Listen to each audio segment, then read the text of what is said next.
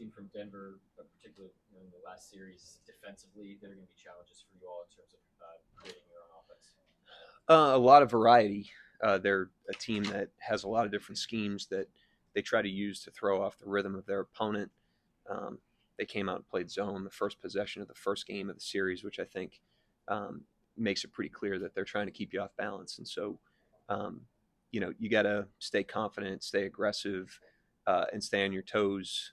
Continue to play our style regardless of what they're doing. But I thought they did a good job of mixing their looks and trying to keep a team that is pretty good and pretty confident off balance. And I thought at different times it was really effective in that series.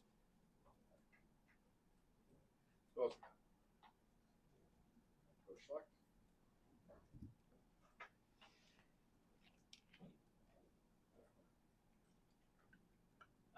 just your thoughts on the double bigs and like looking back at how you dealt with Denver in those 2 games that were at home and how that maybe that helped you prepare for this series.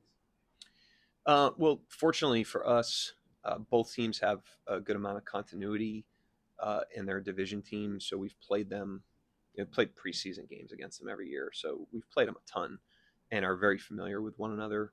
And so we've gotten a wide variety of looks over time against them. It's given us an understanding of kind of what our options are, what the trade-offs are with those options in a series against a team this good. You're not just like pumping one pitch the entire time. And so we think we have an awareness of our different options. We'll look at some different things at different times. But that's certainly one of them, being able to put Hart or Chet on Jokic at different times, play them together at different times, is certainly something that we'll take a hard look at. Have you seen much change in the Nuggets since David Allen took over as head coach late this season? I said this after, before the Memphis series, and would reiterate it. It's more of an allocation difference, than it is like a fundamental difference. It's very difficult for anyone to, fundamentally change a team that late in the season, including, the same head coach. Like if I tried to fundamentally change what we were doing in April, I wouldn't be able to do that. So they're the same team, but they're doing a little bit more of these things. They're doing a little bit less of those things. So he's probably allocating some things a little differently, but for the most part, they're the same team. They get the same players, they get the same habits, they pose the same challenges.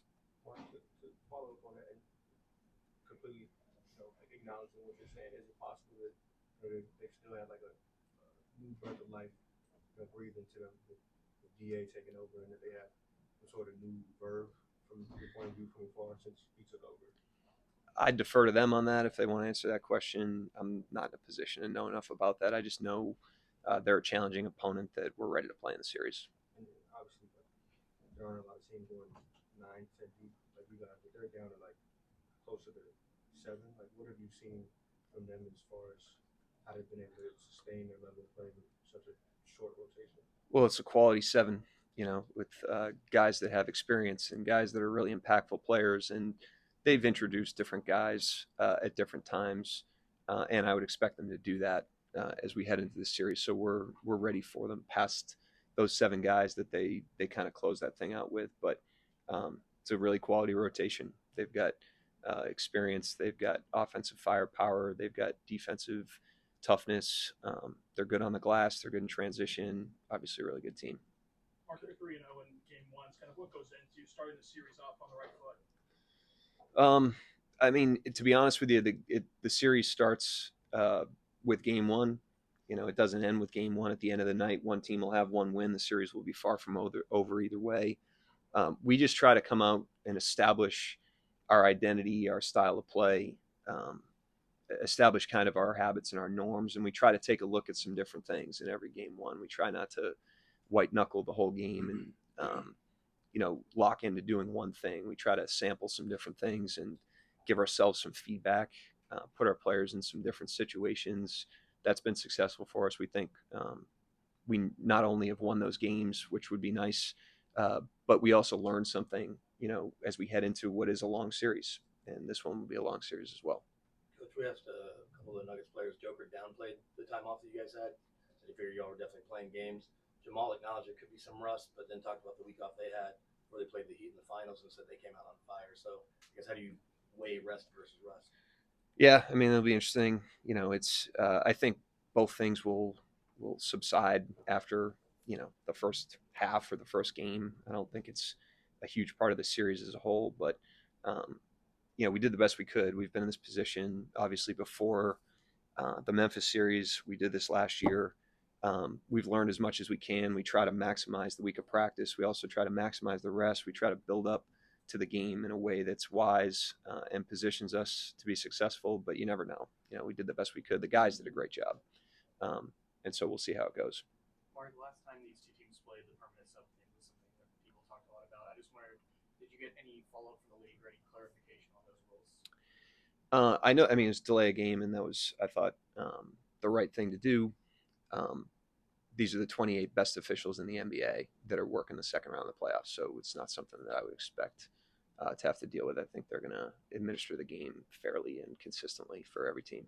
And then it's been a while, but AC had a series against Jokic back in the bubble. Harden's played with them. Is there any added, I guess, value to having guys like that who have been, I guess, somewhat working intimately with or against him? Yeah, I mean, they're all data points. Hart, he's one of the things I love about him is when you talk to him about his passing, he'll reference his time with Jokic. When you talk to him about his screening, he'll reference his time with Harden and different guys he's played with. He's just, for a guy that's as good as he is, he's got unbelievable humility to kind of like learn from his teammates in that way and acknowledge it, even despite his own individual success. So he wasn't there very long, but obviously knows him a little bit. But I think we have a lot of familiarity with this team, and they have a lot of familiarity with us. We've played them quite a bit, and the core of both teams have been pretty consistent over time. Anybody else? All right, thanks.